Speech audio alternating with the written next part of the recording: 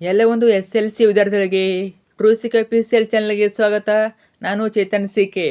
ಇವತ್ತಿನ ಈ ವಿಡಿಯೋದಲ್ಲಿ ನಿಮಗೆ SLC FA4 ಎಕ್ಸಾಮ್ಗೆ ಸಾಧನಾ ಪರೀಕ್ಷೆಗೆ 4ಕ್ಕೆ ಕನ್ನಡ ವಿಷಯದ ಒಂದು ಪ್ರಶ್ನೆ ಪತ್ರಿಕೆ ಉತ್ತರ ಸಹಿತ ನೋಡೋಣ. ಈ ಒಂದು ಕ್ವಶನ್ ಪೇಪರು ವೆರಿ ಇಂಪಾರ್ಟೆಂಟು. ಯಾಕಂದರೆ ಇಲ್ಲಿ ಯಾವೊಂದು ಪ್ಯಾಟರ್ನ್ ಕೊಟ್ಟಿದ್ದಾರೆ, ಇದೇ ಪ್ಯಾಟರ್ನಲ್ಲಿ ನಿಮ್ಮ ಒಂದು FA4 ಎಕ್ಸಾಮ್ನ ಕ್ವಶನ್ ಪೇಪರ್ ಇರ್ತದೆ. ಅಷ್ಟೇ ಅಲ್ಲದೆ ಇದು LB ಆಧಾರಿತ ಪ್ರಶ್ನೆ ಪತ್ರಿಕೆ ಆದ್ದರಿಂದ ತುಂಬಾ ಇಂಪಾರ್ಟೆಂಟ್ ಕ್ವಶನ್ಗಳು. ಖಂಡಿತ ಕೊನೆಯವರೆಗೆ ನೋಡಿ, ತುಂಬಾ ಇಂಪಾರ್ಟೆಂಟ್ ಕ್ವಶನ್ಗಳು. ಓಕೆ, ಬನ್ನಿ ಇವತ್ತು ನೀವು ವಿಡಿಯೋನ ಶುರು ಮಾಡೋಣ. ಅದಕ್ಕೆ ಮುಂಚೆ ಎಲ್ಲ ಫಸ್ಟ್ ಟೈಮ್ ನಮ್ಮ ಚಾನಲ್ ನೋಡ್ತಾರ ಅಥವಾ ಚಾನಲ್ ನೋಡ್ಕಾರೋ ಸಬ್ಸ್ಕ್ರೈಬ್ ಮಾಡಿಲ್ಲ ತಪ್ಪದಲ್ಲಿ ಚಾನಲ್ನ ಸಬ್ಸ್ಕ್ರೈಬ್ ಮಾಡ್ಕೊಳ್ಳಿ. ಯಾಕಂದರೆ ಬಗ್ಗೆ ಅನ್ವಲೈಸರ್ ಮುಗಿಯವರೆಗೆ ನಿಮ್ಮೊಂದು SLC ಅನ್ವಲೈಸರ್ ಮುಗಿಯವರೆಗೆ ಎಲ್ಲ ವಿಷಯಗಳ ಪಾಸಿಂಗ್ ಪ್ಯಾಕೇಜ್ಗಳು, ಸ್ಕೋರಿಂಗ್ ಪ್ಯಾಕೇಜ್ಗಳು, ಪಿಕ್ಸ್ ಬರೋಂಥ ಪ್ರಶ್ನೆಗಳು, ಅಷ್ಟಿಲ್ಲದೆ ಎಲ್ಲ ವಿಷಯಗಳ ಕ್ವಶನ್ ಪೇಪರ್ಗಳು ಎಲ್ಲ ಕೂಡ ಆಗ್ತೀವಿ. ಅವೆಲ್ಲ ಬೇಕು ಅಂತ ಅನ್ನೋರು ತಪ್ಪದೆ ಈಗಲೇ ನಮ್ಮ ಚಾನಲ್ನ ಸಬ್ಸ್ಕ್ರೈಬ್ ಮಾಡ್ಕೊಳ್ಳಿ, ಕಡ್ಡಾಯ ಮಾಡ್ಕೊಳ್ಳಿ. ನೀವು ಮಾಡ್ಕೊಂಡ್ರೆ ಮಾತ್ರ ನಮ್ಮ ಎಲ್ಲ ಸಿಗ್ತವೆ. ಎಲ್ಲ ಬೇಕು ಅಂತ ತಪ್ಪ ಮಾಡ್ಕೊಳ್ಳಿ. ಮಾಡಿದ್ರ ಜೊತೆಗೆ ಹುಡುಗನ ಲೈಕ್ ಮಾಡಿಬಿಟ್ಟು ಎಲ್ಲ ಫ್ರೆಂಡ್ಸ್ ಶೇರ್ ಮಾಡಿ. ಯಾರೆಲ್ಲ ಫ್ರೆಂಡ್ಸ್ ಅವರಿಗೆ 10th ಅವರು ಶೇರ್ ಮಾಡಿಬಿಟ್ಟು ಹೆಲ್ಪ್ ಮಾಡಿ. ಮಾಡ್ತಾರೆ ಅಲ್ವಾ? ಓಕೆ, ಬನ್ನಿ ಇವತ್ತಿನ ಈ ವಿಡಿಯೋನ ಶುರು ಮಾಡೋಣ. ಮೊದಲಾಗಿ ಇದರ ಚೆನ್ನಾಗಿರ್ತೀನಿ ನಿಮಗೆ ಕನ್ನಡ, ಇಂಗ್ಲೀಷು, ಗಣಿತ, ಸಮಾಜ ವಿಜ್ಞಾನ ಎಲ್ಲ ಕೂಡ ಆಗಿರ್ತೀನಿ. ಸೊ ಪ್ಲೇಲಿಸ್ಟ್ ಇದೆ, ನಮ್ಮ ಒಂದು SLC ಅಂತ ಒಂದು ಪ್ಲೇಲಿಸ್ಟ್ ಇದೆ. ಅಲ್ಲಿ ಹೋದರೆ ನಿಮಗೆ ಎಲ್ಲ SLC ವಿಡಿಯೋಗಳು ಸಿಗ್ತವೆ. ಖಂಡಿತ ನೋಡ್ಕೊಳ್ಳಿ, ಚಾನಲ್ ಇರ್ತದೆ, ಹೋಗ್ಬಿಟ್ಟು ನೋಡ್ಕೊಳ್ಳಿ. ನೋಡ್ತಾ ಹೋಗೋಣ. 4ನೇ ಸಾಧನಾ ಪರೀಕ್ಷೆ ಜನವರಿ 2026 LB ಆಧಾರಿತ ಪ್ರಶ್ನೆ ಪತ್ರಿಕೆ ಮಾದರಿ ಉತ್ತರಗಳು, 10ನೇ ತರಗತಿ, ವಿಷಯ ಪ್ರಥಮ ಭಾಷೆ ಕನ್ನಡ, ಅಂಕಗಳು 20, ಅವಧಿ 60 ನಿಮಿಷ. ನೋಡ್ತಾ ಹೋಗೋಣ. 1ನೇ ಮೇಲೆ ನಿಮಗೆ 2 ಮಲ್ಟಿಪಲ್ ಕ್ವಶನ್ ಇರ್ತವೆ. ಫಸ್ಟ್ ಮೇಲೆ ನಿಮಗೆ 2 ಬಹುವಾಕ್ಯ ಪ್ರಶ್ನೆಗಳು ಇರ್ತವೆ. ನೋಡ್ತಾ 1ನೇ ಪ್ರಶ್ನೆ ನೋಡಿ, ಮನೆ ಮಠ ಇಲ್ಲಿರುವ ವ್ಯಾಕರಣಾಂಶ. ಮನೆ ಮಠ ಇಲ್ಲಿರುವ ವ್ಯಾಕರಣಾಂಶ ಕೇಳಿದರೆ ಸರಿಯಾದ ಉತ್ತರ ಆಪ್ಷನ್ ಬಿ ಆಗ್ತದೆ, ಜೋಡ್ ನೋಡಿ. ಮನೆ ಮಠ ಅನ್ನೋದು ಜೋಡ್ ನೋಡಿ ಆಗ್ತದೆ. ಅರ್ಥ ಆಯ್ತಾ? ವೆರಿ ಇಂಪಾರ್ಟೆಂಟು, ಕೇಳ್ಬೋದು.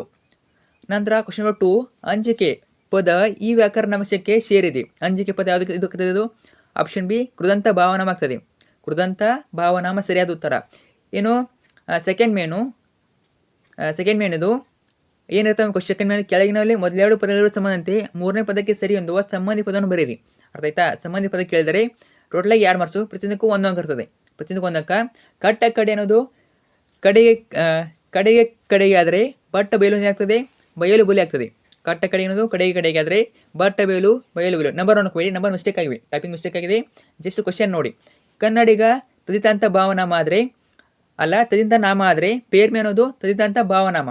ಕನ್ನಡಿ ಅನ್ನೋದು ತದಿತಾಂತ ನಾಮ, ಪೇರ್ಮೆ ಅನ್ನೋದು ತದಿತಾಂತ ಭಾವನಾಮ ಆಗ್ತದೆ. ಇನ್ನು ಥರ್ಡ್ ಮೇನು, ಕೆಳಗಿನ ಪ್ರತಿಯೊಂದು ಪ್ರಶ್ನೆಗಳಿಗೆ ಒಂದೊಂದು ವಾಕ್ಯದಲ್ಲಿ ಉತ್ತರಿಸಿ. ಇವು ಬಂದ್ಬಿಟ್ಟು 1ನೇ ಪ್ರಶ್ನೆಗಳು 2 ಇರ್ತವೆ, ಟೋಟಲಾಗಿ 2 ಅಂಕ, ಪ್ರತಿಯೊಂದಕ್ಕೂ 1 ಅಂಕ. 5ನೇ ಪ್ರಶ್ನೆ ನೋಡಿ, ವಾಲ್ಮೀಕಿ ಋಷಿಗಳು ಎಲ್ಲಿಗೆ ಹೋಗಿದ್ದರು? ವಾಲ್ಮೀಕಿ ಋಷಿಗಳು ಎಲ್ಲಿಗೆ ಹೋಗಿದ್ದರು? ಉತ್ತರ ನೋಡಿ, ವಾಲ್ಮೀಕಿ ಋಷಿಗಳು ವರುಣನ ಲೋಕಕ್ಕೆ ಹೋಗಿದ್ದರು. 6ನೇ ಪ್ರಶ್ನೆ ನೋಡಿ, ಕುಂಭಸ್ತಂಭವ ಎಂದು ಯಾರನ್ನು ಕರೆಯಲಾಗಿದೆ? Very important. ಉತ್ತರ ಕುಂಭಸ್ತಂಭವ ಎಂದು ದ್ರೋಣಾಚಾರ್ಯರನ್ನು ಕರೆಯಲಾಗಿದೆ. ವೆರಿ ಇಂಪಾರ್ಟೆಂಟ್ ಕ್ವಶನ್, ನೋಡ್ಕೊಳ್ಳಿ, ರಿಪೀಟ್ ಆಗ್ಬೋದು. ಇನ್ನು 4th ಮೇನು, ಕೆಳಗಿನ ಪ್ರಶ್ನೆಗಳಿಗೆ 3-4 ವಾಕ್ಯದಲ್ಲಿ ಉತ್ತರ ಬರೆಯಿರಿ. 2 ಅಂಕದ 2 ಪ್ರಶ್ನೆ ಇರ್ತವೆ, ಟೋಟಲಾಗಿ 4 ಅಂಕ, ಪ್ರತಿಯೊಂದಕ್ಕೂ 2 ಅಂಕ. 7ನೇ ಪ್ರಶ್ನೆ ನೋಡಿ, ಪೈಗಳ ತಮ್ಮನ ನೂಲು ಮದುವೆ ದಿನ ಏನೇನು ಸಿದ್ಧತೆಗಳಾಗುತ್ತಿದ್ದವು? ವೆರಿ ಇಂಪಾರ್ಟೆಂಟು, ಕೇಳ್ಬೋದು. ನಿಮ್ಮೊಂದು ಅನ್ವೈಸಮ್ ಕೂಡ ಇಂಪಾರ್ಟೆಂಟ್ ಕ್ವಶನು, ಕರೆಕ್ಟಾಗಿ ಓದ್ಕೊಳ್ಳಿ. ಉತ್ತರ, ಪೈಗಳ ತಮ್ಮನ ನೂಲು ಮದುವೆಯ ದಿನ ಅಂಗಳದಲ್ಲಿ ಒಂದು ಕಡೆಯಲ್ಲಿ ಲಡ್ಡುಗಳನ್ನು ಕಟ್ಟುತ್ತಿದ್ದರು, ಮತ್ತೊಂದು ಕಡೆ ಮಂಡಿಗಳನ್ನು ಮಡಚುತ್ತಿದ್ದರು, ಬೇರೊಂದು ಕಡೆ ಸೇವಿಗೆಯನ್ನು ಒತ್ತುತ್ತಿದ್ದರು. ಹೀಗೆ ಇನ್ನೂ ಮುಂತಾದ ಸಿದ್ಧತೆಗಳಾಗುತ್ತಿದ್ದವು. ಇನ್ನು 8ನೇ ಪ್ರಶ್ನೆ, ರಾಜರ ಪ್ರಕೃತಿ ಹೇಗಿರುತ್ತದೆ? ಉತ್ತರ ನೋಡಿ, ಕತ್ತಲು ರಾಜರ ಪ್ರಕೃತಿಯು ಅಹಂಕಾರದ ದಾಹ, ಜ್ವರ, ತಲೆಗಡರಿ ಅವರ ಬಗೆಯಲ್ಲಿ ತುಂಬಿರುತ್ತದೆ. ಇದು ಎಲ್ಲ ದುಡ್ಡಿನ ಮಹಿಮೆ, ದುಡ್ಡು ದುರ್ಮಾನದ ತವರು, ದುಡ್ಡಿನ ಚೈತ್ಯ ಅಡಗಿದವರಿಗೆ ಜಗತ್ತೆಲ್ಲ ಕ್ಷುದ್ರವಾಗಿ ಕಾಣುತ್ತದೆ. ರಾಜ್ಯ ಅನ್ನೋದು ಒಂದು ವಿಷಯ, ಅದರ ಅಧಿಕಾರದ ಸೋಂಕು ತಾಗಿದವರಿಗೆಲ್ಲ ಬುದ್ಧಿ ಮಂಕಾಗಿ ಬಿಡುತ್ತದೆ. ನಂತರ 4th ಮೇನು, ಕೆಳಗಿನ ವಾಕ್ಯ ಅಥವಾ ಹೇಳಿಕೆಗಳಿಗೆ ಸಂದರ್ಭ ಮತ್ತು ಸಾರಾಂಶನ ಬರೆಯಿರಿ. ಸಂದರ್ಭ ಸಾರಾಂಶ ಟೋಟಲಾಗಿ 2 ಕೇಳ್ತಾರೆ ನಿಮಗೆ, ಟೋಟಲಾಗಿ 4 ಮಾರ್ಕ್ಸು, ಪ್ರತಿಯೊಂದಕ್ಕೆ 2 ಅಂಕ. ನಿಮ್ಮ ಟೆಸ್ಟಲ್ಲಿ ಕಡಿಮೆ ಮಾರ್ಕ್ಸ್ ಕೊಡ್ತಾರೆ. ನಿಮ್ಮ ಅನಲೈಸ್ ಮೇಲೆ 3 ಮಾರ್ಕ್ಸ್ ಇರ್ಬೋದು. ಅರ್ಥ ಆಯ್ತಾ? ವಾರ್ಷಿಕ ಪರೀಕ್ಷೆಯಲ್ಲಿ ನಿಮಗೆ 3 ಅಂಕ ಕೊಡ್ಬೋದು, ಆದರೆ ಇಲ್ಲಿ 2 ಮಾರ್ಕ್ಸಿಗೆ ಕೊಡ್ತಾರೆ. ಯಾಕಂದರೆ 20 ಮಾರ್ಕ್ಸ್ ಅಲ್ವಾ, ಅದಕ್ಕೆ 2 ಮಾರ್ಕ್ಸ್ ಕೊಡ್ತಾರೆ. ಇನ್ನು ಉತ್ತರ ನೋಡಿ, ಆಯ್ಕೆ ಪ್ರಸ್ತುತ ಸಾಲನ್ನು ಕವಿ ಮೊದಲು ನೋಡಿ, ಸಂದರ್ಭ ನೋಡಿ. 9ನೇ ಪ್ರಶ್ನೆ, ಜಾನಕಿಯ ಮಗನೆದಕ್ಕೆ ಬೆದರುವೆನೆ? ಆಯ್ಕೆ ಪ್ರಸ್ತುತ ಸಾಲನ್ನು ಕವಿ ಶ್ರೀ ಲಕ್ಷ್ಮೀಶ ವಿರಚಿತ ಜಮೀನಿ ಭಾರತ ಮಹಾಕಾವ್ಯದಿಂದ ಆಯ್ದು ವೀರಲವ ಎಂಬ ಪದ್ಯಪಾಠದಿಂದ ಆಯ್ದುಕೊಳ್ಳಲಾಗಿದೆ. ಸಂದರ್ಭ ನೋಡಿ.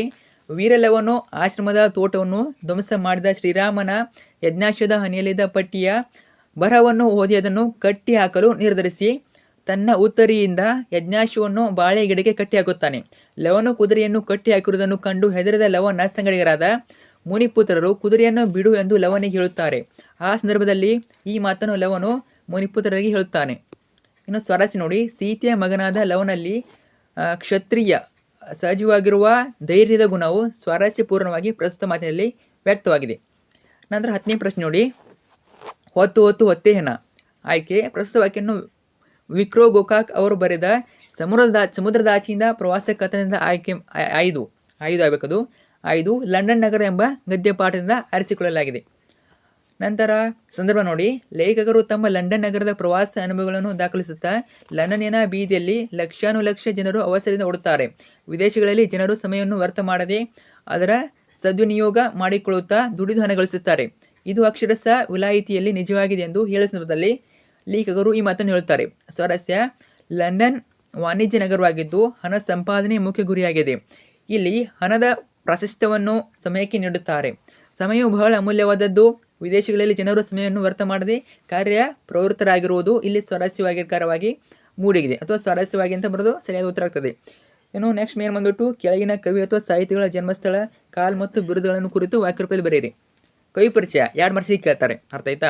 ನಿಮ್ಮ ಟೆಸ್ಟಲ್ಲಿ 2 ಮಾರ್ಕ್ಸಿಗೆ ಕೇಳ್ತಾರೆ, ಕೇಳ್ಬೋದು. ಇಂಪಾರ್ಟೆಂಟು ಪಂಪ ಮಹಾಕವಿ ಕೇಳ್ಬೋದು, ನೋಡ್ಕೊಳ್ಳಿ. ಮತ್ತು ಉಳಿದ ಕವಿ ನೋಡ್ಕೊಳ್ಳಿ. 11ನೇ ಪ್ರಶ್ನೆ ಉತ್ತರ ಪಂಪ ಮಹಾಕವಿ. ಸಾಮಾನ್ಯ ಶಕ 1941ರಲ್ಲಿ ವಂಗಿ ಮಂಡಲ ಆಗಬೇಕು, ಅರ್ಥ ಆಯ್ತಾ? ವಂಗಿ ಮಂಡಲದ ವೆಂಗಿಪೊಳು, ವಂಕಿ ಅಲ್ಲ, ಅದು ವಂಗಿ ಮಂಡಲ ಅಂತ ಆಗಬೇಕು. ವೆಂಗಿಪೊಳು ಎಂಬ ಅಗ್ರಹಾರದಲ್ಲಿ ಜನಿಸಿದ್ದನು. ಇವನು ಆದಿಪುರಾಣ ಮತ್ತು ವಿಕ್ರಮಾರ್ಜುನ ವಿಜಯಂ ಎಂಬ ಮಹಾಕಾವ್ಯಗಳನ್ನು ರಚಿಸಿದ್ದಾನೆ.